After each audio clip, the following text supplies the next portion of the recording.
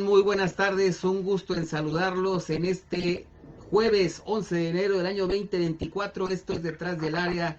Yo soy Adrián de la Rosa y estamos en la nueva etapa de este programa aquí a través de Radio UPG. Y antes de entrar con todos los avisos parroquiales, porque pues como siempre decimos un montón de cosas al principio, quiero saludar porque lo tenemos en la línea telefónica a un buen amigo, un gran compañero, una gran persona. Emilio Fernando Alonso, ¿cómo estás? Hola Adrián, ¿cómo estás? Me da mucho gusto saludarte y felicidades por comenzar otra vez otro proyecto muy bueno en tu programa, Adrián. Muchas gracias, Emilio. Pues primero que nada, aparte de saludarte, ¿cómo andas ahorita, Emilio? ¿Cómo andas de chamba? De trabajo bastante, tenemos muchos partidos a narrar de la Liga de Expansión. Esta semana me tocaron 4, todos de expansión, y los hacemos como siempre con el mismo gusto, ¿no? Sea de la división que sea, sea Liga Expansión, sea Liga MX, sea Fútbol de Europa. Lo que me toque narrar lo hago siempre con gran pasión, ha sido mi vida narrar desde niño, desde que tenía 12 años.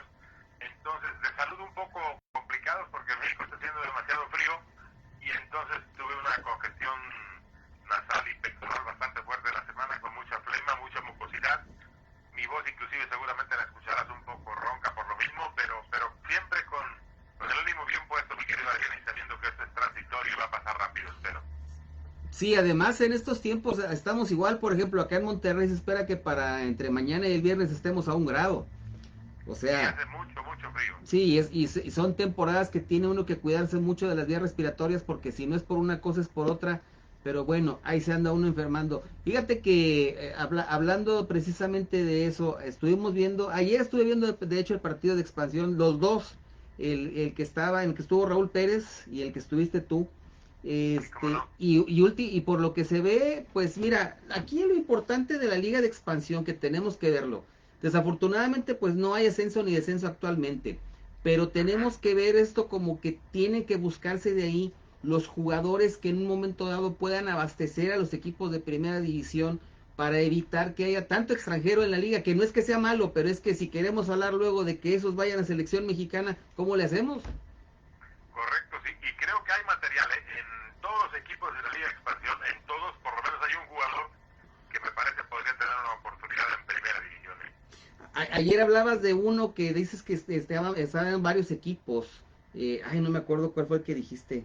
¿Será Eh, Mario Alejandro Trejo, el del ese Morelia, mero, puede ser? ese, Que ahora está con Venados de Yucatán, es un es. muy buen zaguero central, lateral o medio volante inclusive.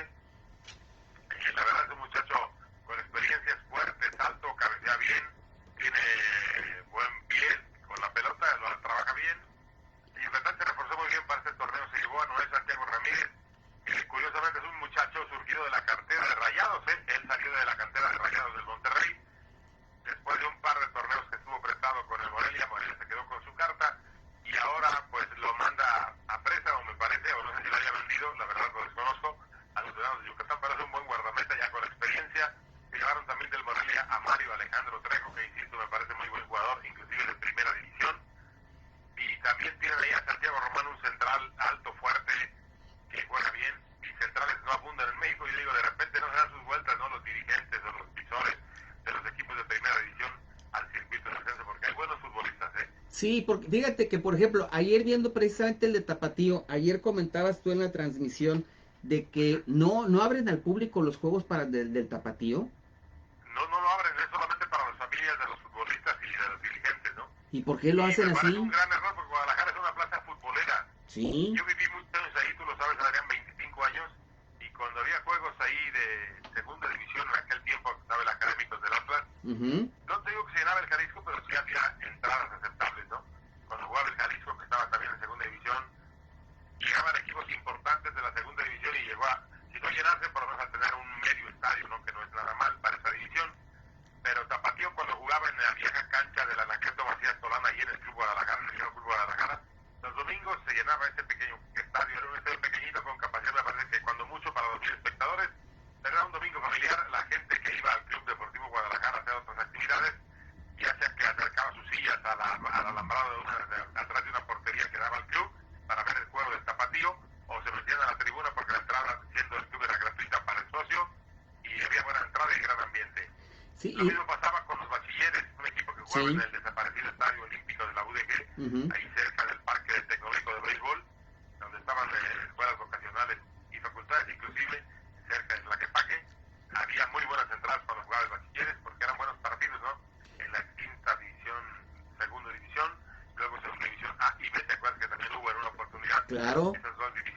Águila Regia y jugaba la UDG. Él llegaba a jugar por el camino de Tamaulipas, que tenía buenos futbolistas, lo que estuvieron en primera varios de ellos, como René Guillermo García, como Julio Mendoza, que estuvo en el Santos, Adolfo Ríos, que venía con los aguacateros de Uruapan, que dirigía don Horacio Troncho, que en paz descanse, un uruguayo que fue mundialista por su país en el 66 en Inglaterra, y se veían buenos partidos, mi querido Adrián. Por eso pienso que, siendo Guadalajara una plaza tan futbolera, igual si abres el estadio, no sé cuánto cuesta abrirlo, pero dicen que por eso luego no lo abren, la gente que es futbolera iría a ver el partido, me parece. No, y pero es bueno, que... son decisiones de la directiva que uno ahí no se mete, es cosa de ellos, ellos sabrán. Sí, es que fíjate que, por ejemplo, aquí ya ves que estuvo el proyecto de Raya 2, el equipo de ¿No? expansión, pero pues desafortunadamente no quisieron continuar con el proyecto. También siento que muchas veces tienes que hacer una promoción adecuada para que la gente vaya al estadio, porque si no Claro. haces la promoción adecuada, pues la gente no va, y eso era lo que pasaba, por ejemplo, con el equipo de expansión. Aquí, de hecho, los últimos proyectos que hubo de segunda división o liga de ascenso, estás hablando de que estuvo Jabatos de Nuevo León, que estuvo 2 años, que regresó en la temporada 87-88 en segunda B y luego en la 88-89 en segunda A. Nada más que como ya no, cuando quisieron pelear el ascenso precisamente contra Yucatán, al final perdieron y el equipo mejor lo vendieron a Saltillo y se convirtieron en el León de Saltillo. Y luego el otro caso fue el de Tigrillos, que ya es que estuvieron Tigres y Tigrillos estuvieron en primera A cuando Tigres descendió. ¿Cómo no? Y luego el otro caso fue pues precisamente el de Rayados, es lo más reciente que ha habido. Pero yo creo que ese es el tipo de ligas en el cual se debe utilizar para precisamente foguear al jugador, al joven, en un nivel de competencia adecuado. Y después de ahí, pues que empezar a buscar a ver cómo podemos llevar jugadores, porque pues es muy fácil tener jugadores extranjeros que luego no sabes si van a funcionar o no en la liga, pero es mejor ahora sí que buscar lo que tienes en la cantera. De acuerdo, y hay mucho talento en México, hay mucho talento en México. Sí, exactamente. Por cierto, hablando de cuestiones que inician, y de hecho te lo platicaba hace rato, hace 25 años a ti te tocó el inicio de la nueva etapa del Monterrey. Así es correcto, Adrián. A ver, a mí me gustaría que nos platicaras cómo fue ese tiempo que estuviste aquí y cómo fue que te trajiste a Benito Floro. Mira, lo que pasa es que en aquella época, don Nicandro Ortiz, que era dueño del Morelia, Sí. se le había acabado el dinero. Se le había acabado el dinero, era un empresario fuerte, un empresario con fábricas de plástico en México y en Chile. Por eso traía luego también buenos jugadores chilenos, ¿no? Porque conocía el ambiente, tenía gente, contactos por ahí en Chile, trajo al Fantasma, trajo inclusive a Sergio Belgrame, que luego fue a Monterrey, lo trajo de Chile también, Sí. siendo el argentino. Trajo muy buenos futbolistas uruguayos en su momento, ¿no? Para el Morelia. Y entonces le acabó el dinero y le pidió el apoyo a FEMSA. Y en FEMSA dijeron que sí porque era una plaza importante en cuanto a venta de cerveza, desde luego, ¿no? Sí. Y en ese tiempo estaba dominada por Cervecería Modelo, que era la competencia, pues, de Cuauhtémoc Moctezuma, ¿no? Entonces, mi papá trabajaba para FEMSA, tenía muchos... Bueno, mi padre desde que nació, él decía en broma y en serio que había nacido entre cartones de cerveza y acerrín, porque su padre, mi abuelo, don Emilio A. Alonso, fue distribuidor de cervezas Moctezuma y luego Cuauhtémoc Moctezuma en todo el estado de Guerrero, imagínate, toda la vida, ¿no? Metidos en la venta de cerveza. Entonces, mi padre trabajaba en ese tiempo para FEMSA como director de eventos deportivos, taurinos y especiales, y entonces lo mandaron a Morelia para hablar con don Nicandro y a ver cómo se les podía ayudar. Y don Nicandro, que era un hombre pues, muy inteligente también, pues pensaba que llegaba a una mina de oro para él, ¿no? Con el dinero de FEMSA. Sí. Pero se topó con pared porque mi papá era muy cuidadoso con la lana, le dijo, sí se le va a apoyar, pero no todo lo que usted quiere. Y aquí voy a estar yo para supervisar todo. Y bueno, finalmente así fue como se llegó por parte de FEMSA Morelia. El equipo peleaba el descenso y en su momento don Nicandro ya no quería saber nada del equipo, ¿no? Había una señorita ahí de nombre Glafira que era la que manejaba todo, entre ella y don Antonio Carvajal manejaban todo ahí en Morelia. Yo, mi padre, trató de poner cierto orden ahí, tomó algunas determinaciones importantes, me parece, como llevar al profesor Enrique Mesa, que no estaba trabajando en ese momento, para tratar de salvar el equipo, y no solamente lo salvó, sino que hicieron una muy buena temporada, y el equipo permaneció en primera, y ya luego se quedó el profe Mesa ahí, y sabe la historia, ¿no? Cuántos títulos ganó con otros equipos. Así es.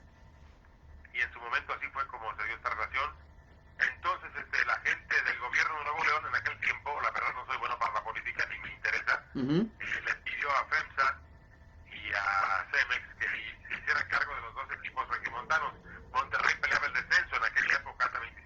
Sí, ¿cómo no? Y entonces le piden a FEMSA que le entre al Toro y también a Cemex, formaron Sinergia Deportiva, lo recordarás. Sí, ¿cómo no? Pero ya después se dan cuenta que era pues un barril sin fondo y deciden quedarse cada empresa con un equipo, ¿no? FEMSA con Monterrey y Cemex con los Tigres. Sí. Y entonces a mí me invitan a una reunión para tratar de armar un equipo que salvara la permanencia de primera división, en este caso Monterrey. La reunión fue en las oficinas del ingeniero Gilberto Lozano, que en ese entonces era el director de recursos humanos de FEMSA en Monterrey. Fue en cervecería la reunión y me invitan a mí a ir. Estaba mi padre, estaba Ricardo Garza, estaba Gilberto Lozano y nada más. Y ya después se incorporarían a este grupo el señor don Felipe Valdés Terrazas, ¿no? Sí, es Felipe Valdés Terrazas. Y don Fernando Redondo, que había sido directivo del Monterrey también. Uh-huh. Estaba en esa reunión Alfredo Tena. La Okay. gente de Monterrey quería que Alfredo Tena fuera el que tomara el timón de los Rayados para tratar de salvar al equipo, pero Alfredo acaba de sufrir un percance muy duro, te acordarás, con Puebla, que se le fue a segunda división. Sí. Entonces, ya estando todo planchado y arreglado para que fuera Tena el técnico del Monterrey, de repente dejó de contestar llamadas y ya decidió que no. Decidió él porque ni avisó, ¿no? Alfredo, la verdad te lo digo, que no quería tomar esa responsabilidad. Entonces Monterrey se quedó, ahora sí que sin miel y sin cara, ¿no?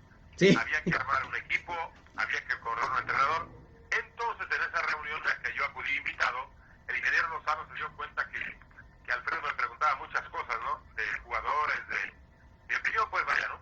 Y entonces me invita a trabajar para Monterrey, yendo a vivir de Guadalajara a Monterrey como asesor externo. Ajá. Era una decisión difícil y dura. Yo tenía que vivir en Guadalajara con hijas zapatillas, viviendo ahí, trabajando ahí en Canal 58 Radio y en TV Azteca también. No era fácil para mí, pero bueno, siempre me llamó la atención, me pareció una aventura muy interesante. Te digo aventura con todo respeto, ¿no? Porque No, me queda claro. De tu zona de confort, ¿no? Yo estaba muy bien en Guadalajara, trabajando en radio, en periódico y en televisión, pero bueno, FEMSA yo sabía que era una empresa seria, importante. Yo pregunté qué quería que fuera a hacer, que fuera como asesor externo, que tratara de colaborar ahí en el armado del equipo, que se hizo. Y entonces, como no había entrenador, me pidieron que sugiriera alguno. Cuando Tena se cae, había que encontrar uno rápido. Yo pensé en un principio, te lo digo sinceramente, en Mario Sanabria, argentino que yo conocí cuando lo trajo Marcelo Bielsa para ayudarle a dirigir al Atlas mientras Bielsa armaba las fuerzas básicas, ¿te acordarás? Sí. El detalle es cuando le hablo al profe Marito, él acaba de tomar el Vélez Sarsfield. Okay. Y entonces otra opción de gente que yo conocía personalmente era Eduardo Miguel Solari, que también ¿cómo no? cuando dirigió al Atlas en Guadalajara. Sí. Y entonces se habla con él, acepta venir al draft, que es el único draft que yo fui en mi vida como dirigente, digamos, que no era solamente actor. Uh-huh. Fue en Cihuatanejo y estaba ahí el profesor Solari, estaba Gilberto Lozano. A ese draft ya llegó Ricardo Garza también como dirigente del Monterrey, estaba don Fernando Redondo, sí.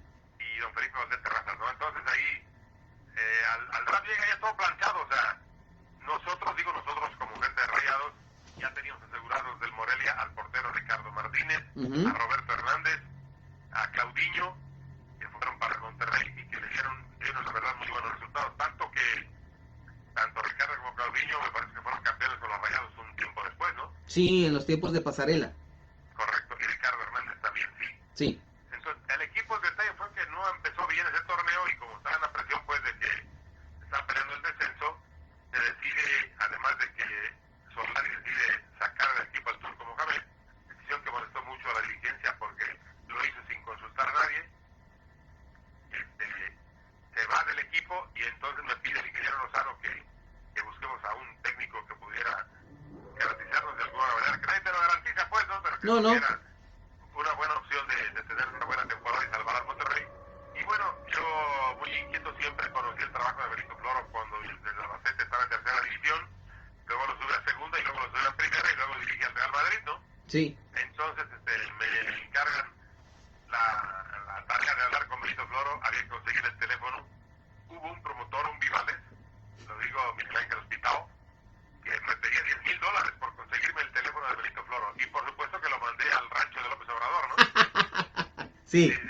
Y yo tengo familiares en España, cosa que él no sabía. Entonces le pedí a un familiar mío que vivía en Valencia que me consiguiera el teléfono del míster y me lo consiguió. Para sorpresa de todo el mundo, lo conseguí. Le hablamos por teléfono, no nos costó un peso. Se habló con él, lo invitamos a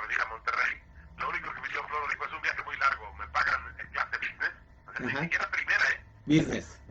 11 business, sí. Ok. Que es un poquito mejor pues que clase Perrier, ¿no? Sí, sí, sí. Y bueno, se le dijo que sí, que se viniera.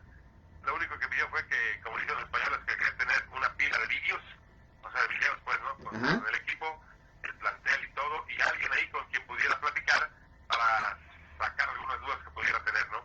Y ese encargado de platicar con él fue tu servidor, mi querido Adrián. Ah, caray. De hecho fui por él a la Ciudad de México, porque yo sí lo conocía. Y nunca he hablado con él, pero sí sabía quién era, ¿no? Y lo conocía físicamente, me refiero, ¿no? Entonces lo espero en el aeropuerto, tomamos el vuelo a Monterrey, y todo el vuelo de la Ciudad de México a Monterrey, que duraba en aquel tiempo, y creo que sigue durando como una hora, sí, fue hablar de fútbol y del plantel del Monterrey. Al siguiente día nos metimos al hotel en el que pusieron a Floro para ver videos del equipo, se quedó a ver un juego del Monterrey, y le gustó más o menos lo que vio, decidió aceptar la oferta y se vino, y tuve la oportunidad pues, de trabajar muy estrictamente con él. Yo no tenía ningún cargo directivo, ni en el equipo, ni en la directiva, pero Benito Floro pidió que estuviera muy cercano a él, como una especie de secretario técnico, ¿no? No, Trabajaba muy a gusto con él porque era un tipo terco como todos los entrenadores. Le dije un día, mister, ¿por qué son tan técnicos los entrenadores? Y me dijo, porque si no nos volvemos locos, todo el mundo te quiere opinar, todo el mundo te quiere dar soluciones, y si no tomas tú tus propias decisiones te vuelves loco. ¿Cierto? Sí, pero era un tipo muy profesional. Yo me acuerdo cuando llegó en Monterrey trabajaba 2 horas, cuando mucho, al día. Sí. Y se dio cuenta el míster de eso, y bueno, acostumbrado al profesionalismo de Europa, él como buen español dijo, no, esto no puede ser. Cambió drásticamente las reglas del juego, ¿eh? Los jugadores lo querían matar al principio, lo recuerdo, Adrián. Había mucha resistencia porque en lugar de entrenar 2 horas ya se trabajaba a doble sesión. Él se dio cuenta que no se podía seguir así. Entonces se entrenaba temprano, una pausa para comer, todos en grupo ahí mismo en lo que entonces se conocía como el Cerrito. Sí. Y luego siesta obligatoria, algo que no se hacía en México en ese tiempo. Tuvieras o no tuvieras sueño, debías ir a tu habitación a descansar después de comer, y luego a las 4 otro entrenamiento, el segundo del día. Y ahí sí, ya después de terminar de trabajar por ahí de las 6:30, 7 de la noche, ahora sí ya cada quien a su casa, ¿no? Fíjate pero eso le sirvió mucho al Monterrey. Recordarás, el equipo se salva, el equipo califica por primera vez a una liguilla, que perdimos de fea manera con el Pachuca, la verdad, porque al primer juego nos metieron 4 en el Huracán. En la vuelta se gana el Monterrey, en el Tecto ya no alcanzó para remontar. Sin embargo, creo que se empezaron a sentar las bases para, con Benito Floro, el Monterrey tuviera otra cara. Mira, Emilio, ese vals no me lo toques, el de la derrota con el Pachuca, porque en ese tiempo, fíjate lo que son las cosas, tú estabas en esa parte como asesor externo, y en ese tiempo yo hacía los contenidos de la página de internet de Rayados. Sí, ¿cómo no? Yo hacía lo que era la columna, que de hecho la columna se llamaba Detrás del Área, redactaba la nota del partido, tomaba videos, tomaba fotografías, y a mí me tocó precisamente ese tiempo, esa derrota precisamente frente al Pachuca, pues me tocó ahí en el estadio tecnológico. El Huracán. El tecnológico. El tecnológico, ya cuando lo eliminan, o sea, porque yo a los de visitante solamente fui a uno de visitante, que fue cuando Monterrey perdió 5-0 con el Santos en Torreón. Es la única vez que fui de visitante, todo lo demás siempre fue aquí en el estadio tecnológico. Lógico, sí, cómo no. Pero Tardes esas, ¿eh? sí, como no, pero sí era muy interesante porque ese desarrollo, digamos como tú bien lo dices, de ahí se sentaron las bases de lo que es el Monterrey que tenemos ahora. Que tal vez... Sí, mira, poca gente quizás se lo reconozca a Benito Floro, pero sentó muy buenas bases, ¿eh? Sí. Cambió la mentalidad, cambió formas, cambió métodos de entrenamiento, le puso énfasis en jugadores de fuerzas básicas. Gracias a Floro debuta Antonio de Nigris en la primera división. Exactamente, sí, que de hecho lo protegía mucho a Antonio, en paz descanse. Lo quería mucho el míster, lo quería mucho. Y lo protegía. España cuando dirigió al Villarreal. Sí, y te digo, lo protegía mucho porque él decía que no quería que se le encimara, se le subiera toda la prensa y que de ahí lo fueran a inflar. Quería llevarlo poco a poco el crecimiento de él como persona y como jugador, y mientras Floro lo tuvo a su cargo, lo pudo lograr. Sí, la verdad que dio rendimientos excepcionales, ¿no? Antonio de Nigris, desde que llegó, se veía que era un tipo que tenía condiciones muy especiales. Y estaba en el Monterrey, pero nunca le daban la oportunidad, lo habían prestado al Necaxa. Y luego cuando regresa, yo lo veo en un entrenamiento en Saltillo, lo primero que me llamó la atención fue el físico que tenía ese hombre. Sí, cómo no. Un muchacho parecía italiano, realmente sé que es descendiente de italianos, sí. Toño era descendiente de italianos, no sí. igual que la familia de Nigris. Sí, de pero hecho... estás al vestidor y lo veías sin camisa,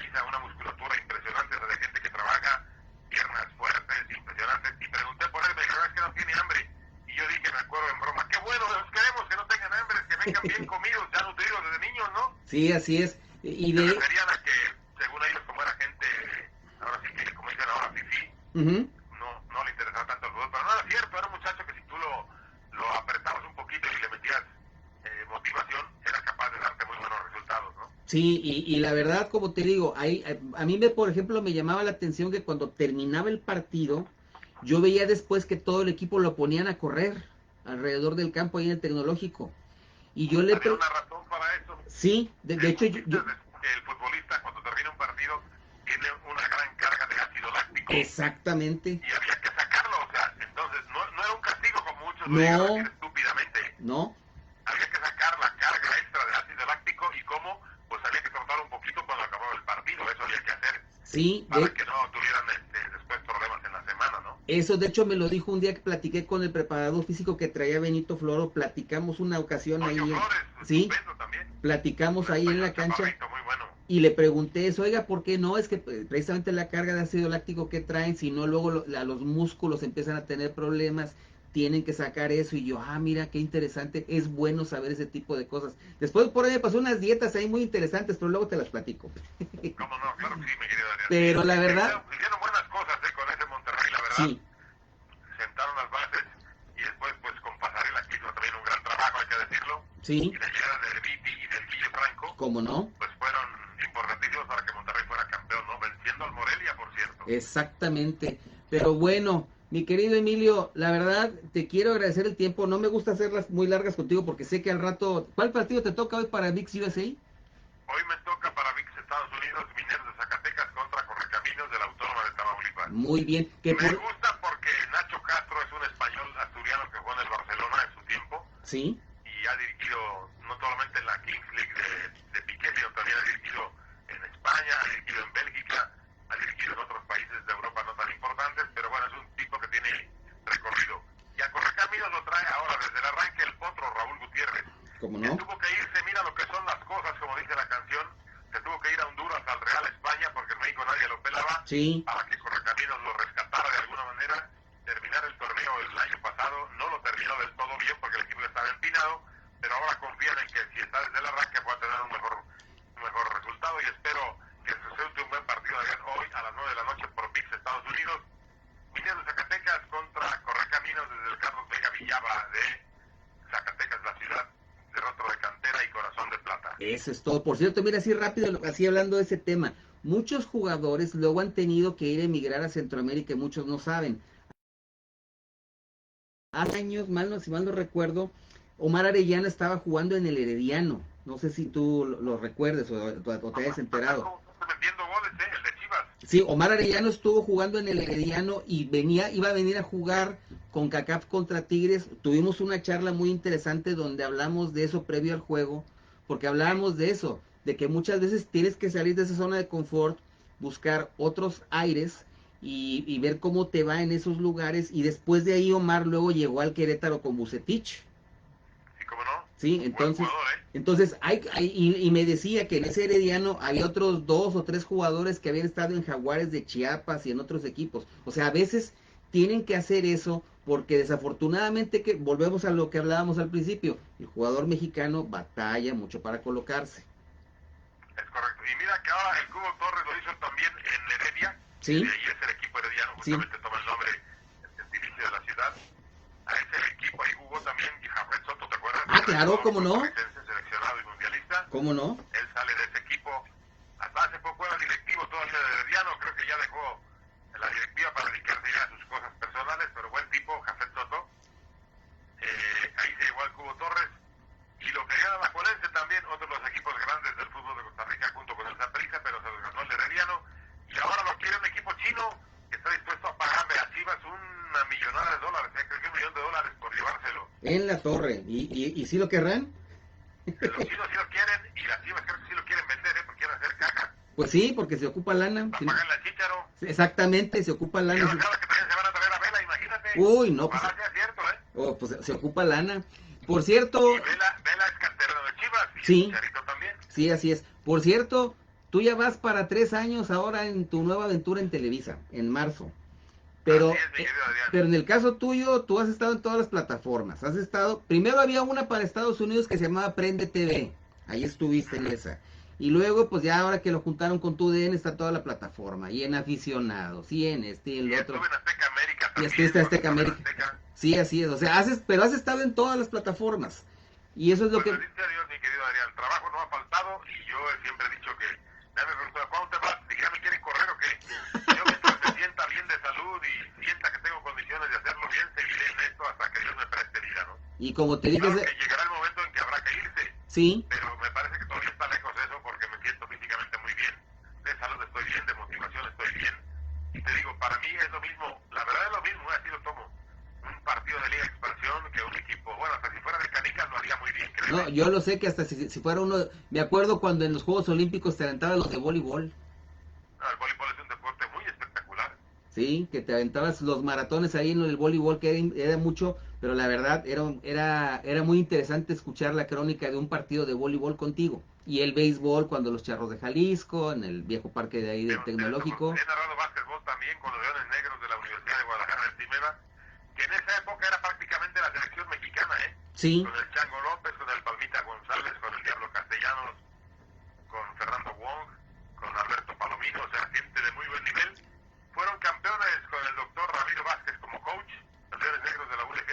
Se llenaba el Coliseo Olímpico de la UDG con un montón de jovencitas que iban a ver, porque aparte muchos de esos basquetbolistas jugaban muy bien y eran galanes, ¿no? Entonces se llenaba de jovencitas y uno encantado de la vida porque veías muy buenos partidos de básquet y veías mucha belleza en la tribuna, mi querido Adrián, no, también. y sí conozco ahí el Coliseo porque de hecho ahí a 3 cuadras estaba la casa de mi tía, así que sí lo conozco Mira qué bien. perfectamente bien Es ahí un gran escenario, gran en, escenario, la en verdad. el sector Reforma, ahí en Guadalajara, Calzada Revolución.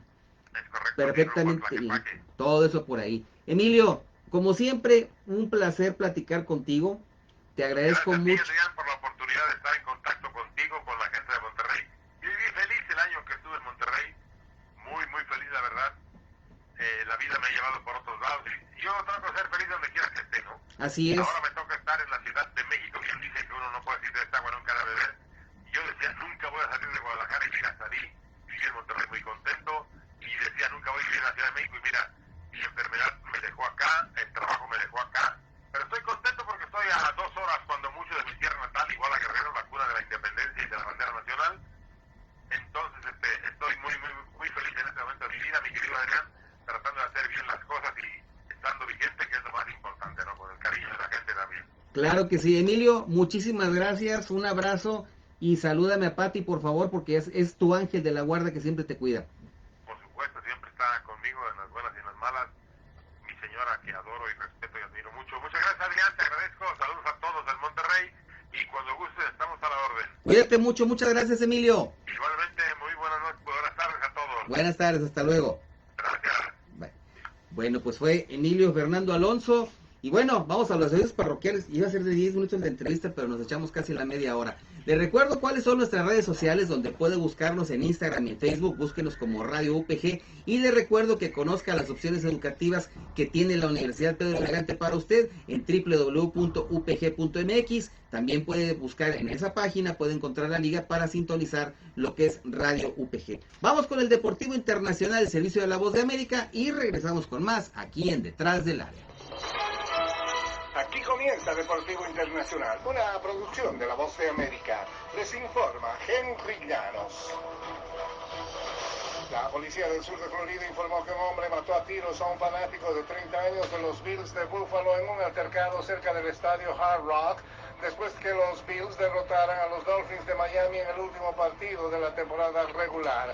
Mientras que Dylan Brody Isaac y sus amigos regresaban a su vehículo tras el partido del domingo por la noche, tuvieron un altercado con el conductor de otro automóvil a unas cuantas cuadras del estadio, reportó la policía de Miami Gardens en un comunicado de prensa. El conductor sacó un arma de fuego y le disparó a Isaac, quien falleció en el lugar de los hechos, según la policía.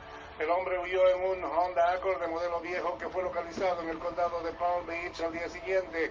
El vehículo fue incautado como parte de la investigación y los detectives identificaron e interrogaron a un sospechoso, pero no se dio a conocer el nombre de la persona. En el tenis internacional, Iga Swiatek, primera del escalafón mundial, chocará con Sofía Kenin, campeona de 2020 en la primera ronda, y podría medirse con Angelique Kerber, monarca de 2016, en la segunda. Otra opción en esa segunda ronda es Daniel Collins, en lo que sería un duro comienzo de la aventura de Swiatek por conseguir el primer trofeo del Abierto de Australia. El campeón defensor Novak Djokovic comenzará la búsqueda de un décimo título del torneo, con lo que extendería su récord con un duelo ante un jugador que estuvo en las rondas clasificatorias. En la tercera fase, el serbio podría medirse con Andy Murray y en los cuartos podría chocar ante Stefanos Tsitsipas, el subcampeón del año pasado. Las llaves de individuales del torneo quedaron definidas y el regreso de la ex campeona Naomi Osaka, Kerber y Caroline Wozniacki, tras interrupciones en sus carreras por la maternidad, derivó en algunos duelos que lucen muy reñidos. Con 2 goles en la agonía de la prórroga, el Real Madrid doblegó el miércoles 5-3 al Atlético de Madrid en las semifinales de la Supercopa de España en Arabia Saudí. Antoine Griezmann anotó uno de los goles del Atlético para superar a Luis Aragonés como el máximo anotador en la historia del club, ahora con 174 conquistas. El Madrid se las verá en la final del domingo contra el Barcelona o tal vez el Osasuna, que chocarán este jueves en Riyadh. Fue el primero de 3 encuentros en menos de un mes entre los rivales de la capital, incluyendo choques en la Copa del Rey y la Liga Española. El Atlético ha jugado muy bien, como nosotros ha salido un partido espectacular, dijo el técnico del Madrid, Carlo Ancelotti. Y hasta aquí, Deportivo Internacional de La Voz de América. Bueno, pues ahí está el Deportivo Internacional, el servicio de La Voz de América.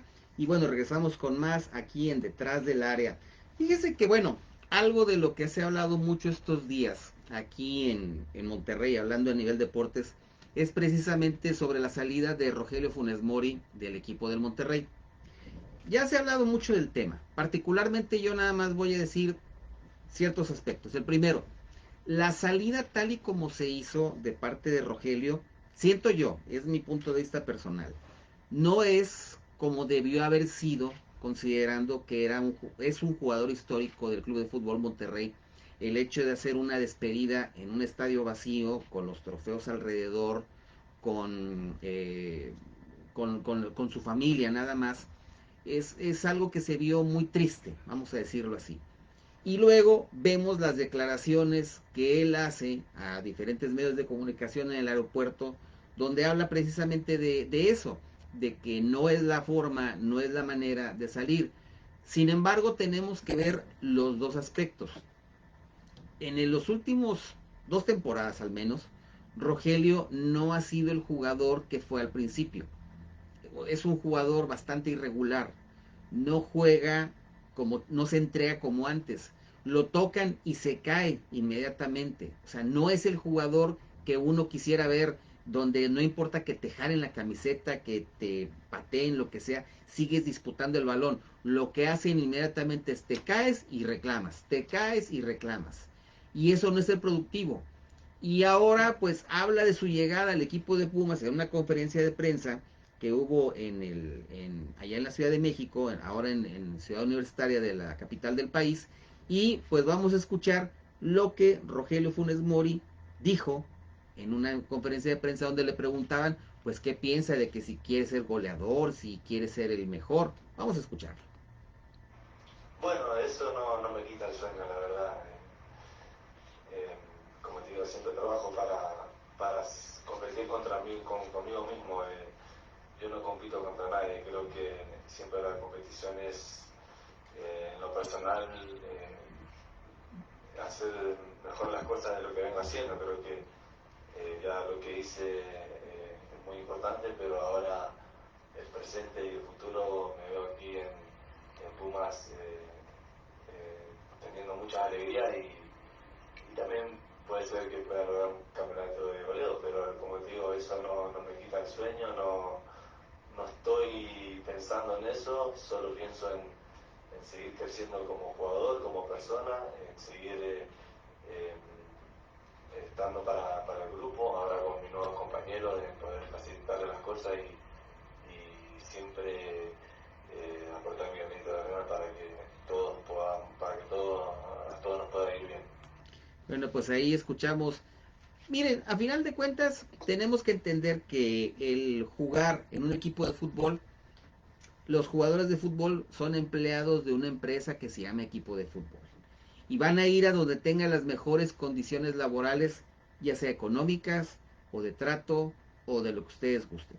Entonces, si él tomó esa determinación, si Pumas quiere llevarse un jugador, a lo mejor le ven algo a Funes Mori para tenerlo ahí. Digo, hay que tomar en cuenta que el técnico de Pumas actual fue auxiliar técnico de Antonio Mohamed. Entonces, digamos que de cierta manera hay un conocimiento de cómo es él, y por eso pues se lo están llevando a Pumas. Solamente esperamos que le vaya bien. Solamente esperamos que luego no se quiera arrepentir dentro de 2 o 3 años de decir, ay, es que me hubiera quedado en Rayados. No, y a final de cuentas, si lo que buscan es progresar, si esa es su forma de querer progresar, pues adelante, no hay problema. Pero la gente que no se mortifique de si se va o se queda, a final de cuentas, jugadores van, jugadores vienen, las instituciones y los aficionados son los que se quedan. Vaya, incluso directivos van y directivos vienen, pero la institución y la afición es la que sigue ahí. Y pues Fernando El Tan Ortiz tiene una labor muy importante que tiene que realizar con el Club de Fútbol Monterrey, pero bueno, vamos a ver cómo pintan las cosas en este campeonato. Por cierto, hablando ya de otros deportes, en lo que es la NFL, para que estén pendientes de lo que es el calendario de este fin de semana, que son los juegos de comodines. El sábado a las 3:30 de la tarde juegan los Tejanos de Houston contra los Cafés de Cleveland.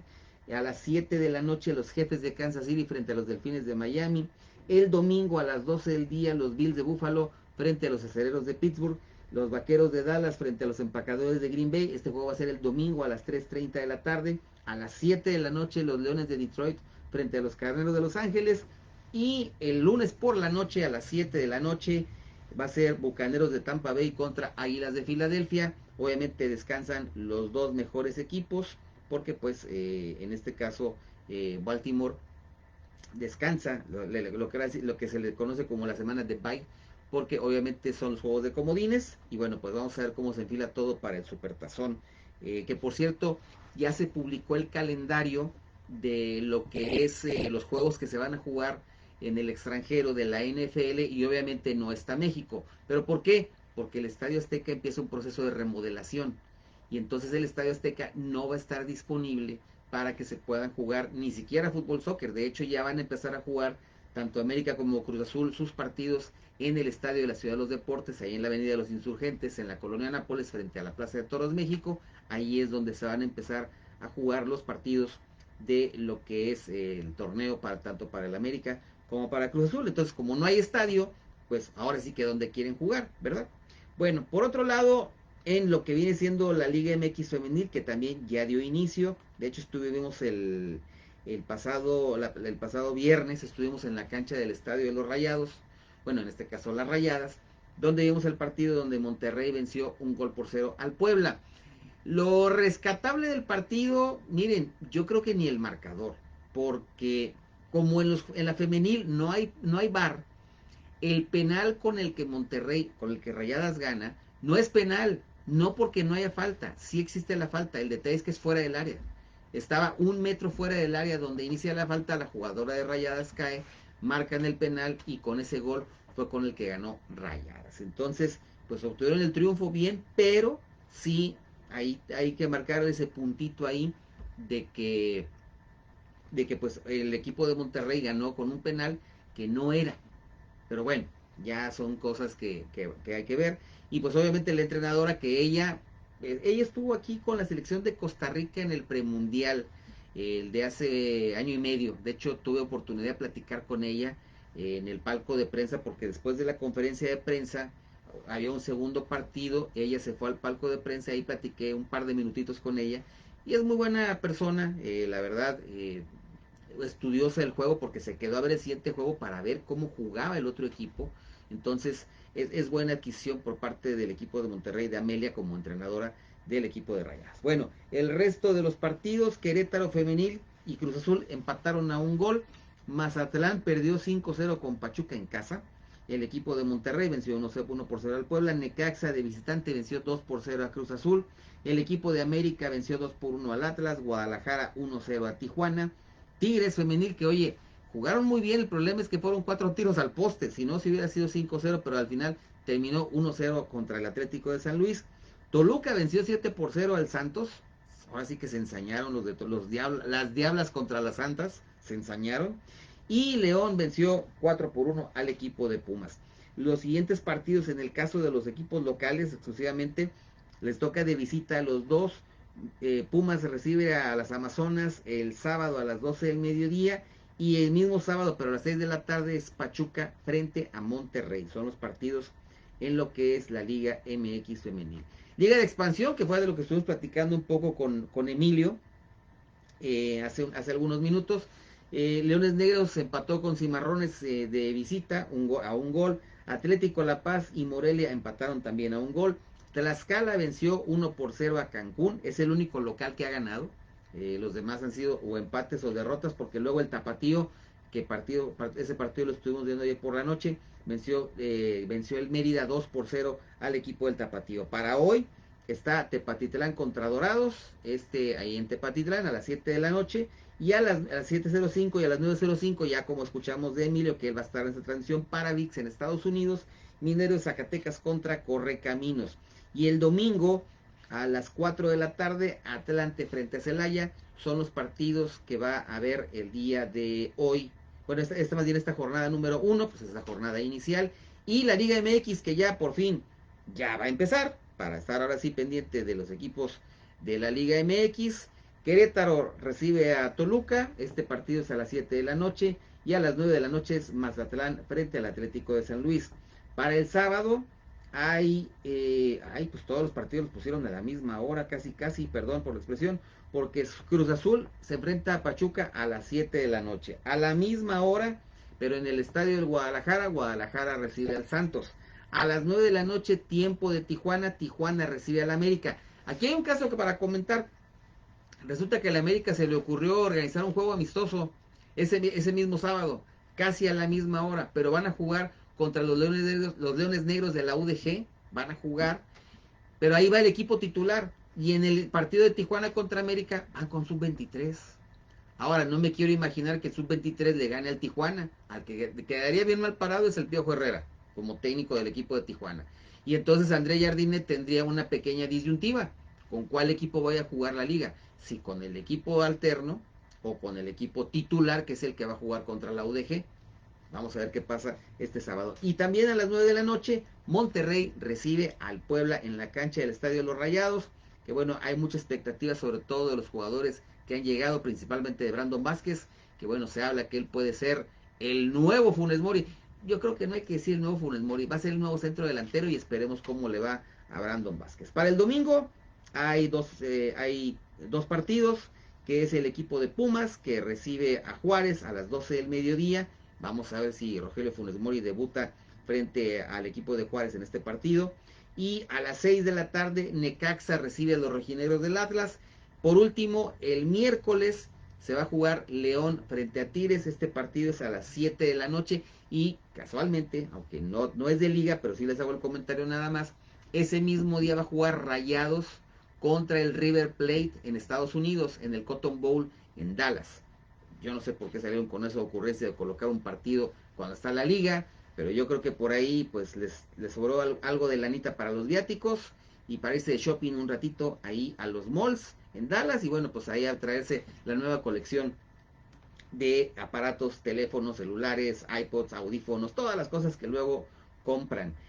Por cierto, en una nota que está publicada por ahí con base en redes sociales, lo comento nada más porque hace ratito estuvimos platicando Emilio y yo acerca de Antonio de Nigris. Dice la mamá de Antonio de Nigris que la que tuvo la culpa de que muriera fue la esposa. Busquen el video. La verdad me comentan, sobre todo porque lo estuve platicando con mi esposa, que la señora pues como que de repente quedó un poquito afectada, sobre todo porque también hace algunas declaraciones en contra de Poncho de Nigris y de su esposa. Entonces como que sí hay que tomar con cierta reserva este tipo de comentarios. Por cierto, el domingo es la Fórmula E, el Gran Premio de México, donde los automóviles son eléctricos, que corren a grandes velocidades. Está interesante, se les recomiendo para que la vean. Y bueno, pues también el fútbol americano, pues Bill Belichick se retira del equipo de los Patriotas de Nueva Inglaterra, y pues después de 24 años pues ya le dice adiós a ser el entrenador en jefe de este equipo. Bueno, pues llegamos al final de este espacio de Detrás del Área. Les recuerdo que vamos a estar con este espacio todos los días, bueno, no, los jueves de 4 a 5 de la tarde, 4 a 4:50 de la tarde, aquí en Radio UPG. Y entre semana vamos a tener algunas cápsulas que pueden visitar nuestras redes. Búsquenos como Detrás del Área en todas las redes, ahí nos va a poder encontrar. Y ahí vamos a publicar algunas cosas entre semana. Y los fines de semana, cuando haya partido de fútbol, pues por ahí estaremos, principalmente en los juegos de Rayados, porque ahí sí nos permiten pasar a ver los partidos. Tigres no sé por qué no, pero bueno, es otra cosa. Pero por ahí estaremos, y cualquier cuestión puede contactarnos también a través de nuestras redes. Agradeciendo como siempre que estén con nosotros. Les recuerdo las redes de Radio UPG, es en Instagram y en Facebook, búsquelo como Radio UPG. Y recuerde que puede consultar las opciones educativas que tiene la Universidad Pedro de Gante en www.upg.mx. Gracias por acompañarnos y lo espero el próximo jueves. Yo soy Adrián de la Rosa, que le dice gracias, que tenga usted un excelente día, pásela muy bien, cúbrase porque va a ser mucho frío y siga en Radio UPG.